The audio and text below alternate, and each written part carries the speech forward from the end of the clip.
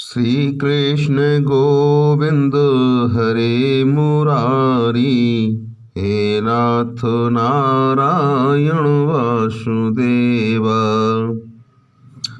स्वागत है सभी दर्शक साथियों का आपके अपने YouTube चैनल रामकृष्ण जी शिवम स्टूडियो में।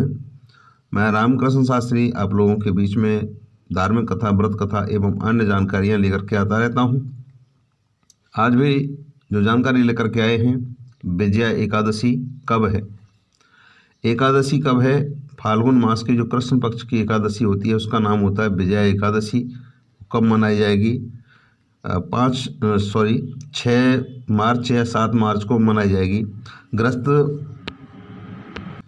लोगों को कब व्रत रखना है और वैष्णव लोगों को, साधु संतों को कब रखना है, ये सभी जानकारी। पूजा विधि क्या है, इसकी व्रत कथा क्या है, इसका शुभ मुहूर्त क्या है, पारायण का समय क्या है, कब भगवान विष्णु की पूजा कैसे करनी है, और संपूर्ण जानकारी आज की वीडियो में देने वाले हैं। और इसका महत्व क्या है, उससे पहले मैं आपसे निवेदन करना चाहूँगा, अभी तक आपने चैनल को सब्सक्राइब नहीं किया हो तो प्लीज़ चैनल को सब्सक्राइब करें और बेल को प्रेस करके रखें जिससे नोटिफिकेशन सबसे पहले आपको मिले। चलिए, ज़्यादा समय नहीं लेते हुए बहुत कम समय में बहुत संपूर्ण जानकारी आप लोगों को आज की वीडियो में देने वाले हैं। फाल्गुन मास के कृष्ण पक्ष की एकादशी विजया एकादशी के नाम से जानी जाती है। विजय प्राप्ति के लिए इस दिन श्री हरि की पूजा करना विशेष फलदायी होता है। विजय प्राप्त करने के लिए, यानी इस व्रत के विषय में पद्म पुराण में और स्कंद पुराण में वर्णन मिलता है। कहा जाता है कि जब जातक शत्रुओं से, जो जातक हैं वो शत्रुओं से घिरा हो, तब विकट से विकट परिस्थितियों में भी विजया एकादशी के व्रत से जीत सुनिश्चित की जा सकती है। विजया एकादशी पापों का नाश करता है और एक बार विजया एकादशी 6 या 7 मार्च कब मनाई जाएगी, इस डेट को लेकर भी कंफ्यूज है, क्योंकि 6 मार्च को भी लोग मनाएंगे। शुभ मुहूर्त क्या रहेगा वो जानकारी मैं आपको सही तारीख, सही समय आपको बताने वाला हूँ। 6 या 7 मार्च को विजया एकादशी कब है? पंचांग के अनुसार फाल्गुन कृष्ण पक्ष की एकादशी 6 मार्च 2024 को सुबह 6:30 से शुरू हो रही है और अगले दिन 7 मार्च 2024 को सुबह 4:13 तक रहेगी। तो 7 मार्च को सुबह 4:13 तक रहेगी। इसलिए 6 मार्च हिंदू धर्म की एकादशी व्रत उदया तिथि के अनुसार किया जाता है, लेकिन जब एकादशी तिथि 2 दिन पड़ रही है तो ऐसे में गृहस्थ स्मार्त यानी स्मार्त संप्रदाय के लोग पहले दिन एकादशी का व्रत करना चाहिए। विजया एकादशी 6 मार्च 2024 को श्रेष्ठ रखना व्रत श्रेष्ठ होगा। लेकिन यहाँ पर 7 मार्च 2024 को इस दिन वैष्णव संप्रदाय के लोग विजया एकादशी का व्रत करेंगे। दूजी एकादशी यानी वैष्णव एकादशी के दिन सन्यासी संतों के लिए एकादशी का व्रत करना चाहिए। बात करते हैं विष्णु की पूजा किस समय करनी है। विष्णु की पूजा सुबह 6:41 से 9:47 तक करनी है। विजया एकादशी का व्रत पारायण का समय है दोपहर 1:43 से शाम को 4:04। 7 मार्च 2024 गृहस्थ के लिए दोपहर 1:43 से शाम 4:04 तक। 7 मार्च 2024 गृहस्थ के लिए विजया एकादशी व्रत पारायण सुबह 6:38 से सुबह 9 बजे तक। 8 मार्च को 2024 वैष्णवों के लिए पारायण का समय है। पूजा विधि कैसे? विजया एकादशी की पूजा विधि क्या है? विजया एकादशी के दिन स्नान आदि से निवृत्त होकर निराहार व्रत करें और घर में बाल गोपाल की पूजा करें। श्री हरि के अभिषेक करना चाहिए। हार फूल वस्त्रों से श्रृंगार करके गोपी चंदन का तिलक लगाएं। पूजा के दौरान मंत्र जपें। क्रम कृष्णाय नमः, ओम नमो भगवते वासुदेवाय नमः, इन मंत्रों का जाप करें और विष्णु सहस्रनाम का पाठ भी कर सकते हैं।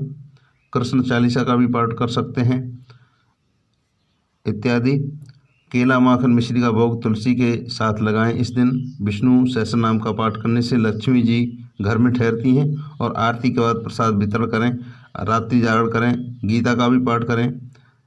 किसी गौशाला में गायों को देखभाल के लिए धन का दान कर सकते हैं। तो अब मैं बात करता हूँ व्रत कथा के बारे में।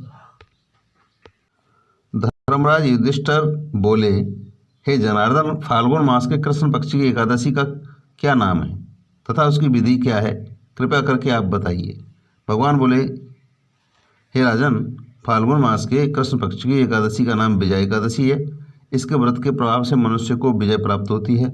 यह सब व्रतों में उत्तम है और यह विजय एकादशी के माध्यम के श्रवण व पठन से समस्त पापों का नाश होता है और पुण्यों की प्राप्ति होती है।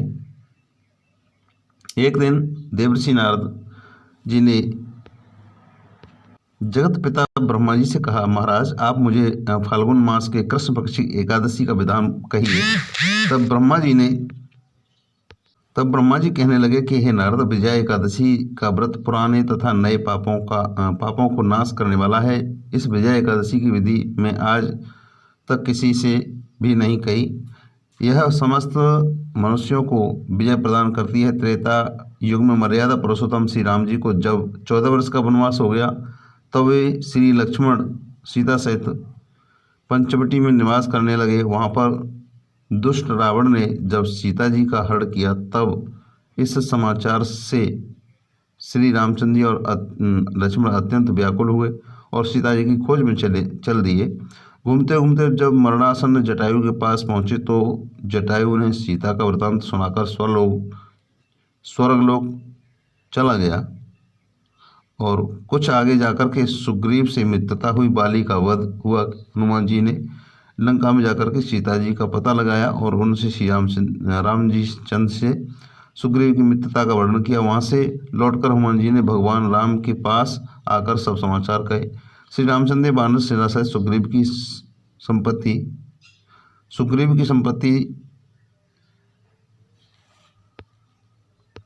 से लंका को प्रस्थान किया। जब श्री रामचंद्र जी समुद्र के किनारे पहुंचे, तब उन्होंने मगरमच्छ आदि से युक्त उस अगाध समुद्र को देख करके लक्ष्मण जी से कहा कि इस समुद्र को हम किस प्रकार से पार करेंगे। तब श्री लक्ष्मण जी ने कहा, पुराण पुरुषोत्तम, आप आदि पुरुष हैं, सब कुछ जानते हैं। यहाँ में आधा योजन दूरी पर कुमारी द्वीप है और बगदालभ्य नाम के मुनि रहते हैं। उन्होंने अनेक ब्रह्मा देखे हैं। आप उनके पास जाकर इसका उपाय पूछिए। लक्ष्मण जी के इस प्रकार वचन सुनकर के श्री रामचंद्र जी बगदालभ्य ऋषि के पास पहुँचे और उनको प्रणाम करके बैठ गए। मुनि ने भी उनको मनुष्य रूप धारण किए हुए पुराण पुरुषोत्तम समझकर उनसे पूछा कि हे राम, आपका आना कैसे हुआ। रामचंद्र जी कहने लगे, हे ऋषि, मैं अपनी सेना सहित आया हूँ और राक्षसों को जीतने के लिए लंका जा रहा हूँ। आप कृपया करके समुद्र पार करने का कोई उपाय बताइए, इसी कारण आपके पास आया हूँ। बगदालभ्य ऋषि बोले कि हे राम, फाल्गुन मास के कृष्ण पक्ष की एकादशी को उत्तम व्रत करने से निश्चित ही आपकी विजय होगी। साथ ही आप समुद्र भी अवश्य पार कर लेंगे। इस व्रत की विधि यह है कि दशमी के दिन स्वर्ण, चांदी, तांबा या मिट्टी का एक घड़ा बनाएं और उस घड़े को जल से भर कर गए और 5 पत्ते रखकर वेदिका पर स्थापित करें। उस घड़े के नीचे सतनजा यानी 7 प्रकार के नाच और ऊपर से जौ रखें। उस पर श्री नारायण भगवान की स्वर्ण की मूर्ति स्थापित करें। एकादशी के दिन स्नान आदि से निवृत्त होकर के दीप, धूप, नैवेद्य, नारियल आदि से भगवान की पूजा करें। तत्पश्चात घड़े के सामने बैठ कर के पूरा दिन व्यतीत करें और रात्रि को उसी प्रकार बैठ कर के जाग करें। द्वादशी के दिन नित्य नियम से निवृत्त होकर के उस घड़े को ब्राह्मण को दे दें और हे राम, यदि तुम भी इस व्रत को सेनापतियों सहित करोगे तो तुम्हारी विजय अवश्य होगी। श्री रामचंद्र जी ने ऋषि के कथनानुसार इस व्रत को किया और उसके प्रभाव से दैत्यों पर विजय पाई। अतः हे राजन, जो कोई मनुष्य विधि पूर्वक इस व्रत को करेगा, दोनों लोकों में उसकी अवश्य विजय होगी। श्री ब्रह्मा जी ने नारद से कहा था कि हे पुत्र, जो इस व्रत के महात्म्य को पढ़ता है या सुनता है, उसको वाजपेयी यज्ञ का फल प्राप्त होता है। एकादशी की कथा यहीं पर विराम लेती है। मिलते हैं नेक्स्ट वीडियो में। तब तक के लिए सभी के लिए प्यार भरा राधे कृष्णा। आशा करते हैं आप स्वस्थ होंगे और आपकी मनोकामना भगवान विष्णु पूरी करें। चलिए, चैनल को सब्सक्राइब नहीं किया तो प्लीज़ चैनल को और सब्सक्राइब कर लें। जय श्री राधे कृष्णा, जय श्री श्याम।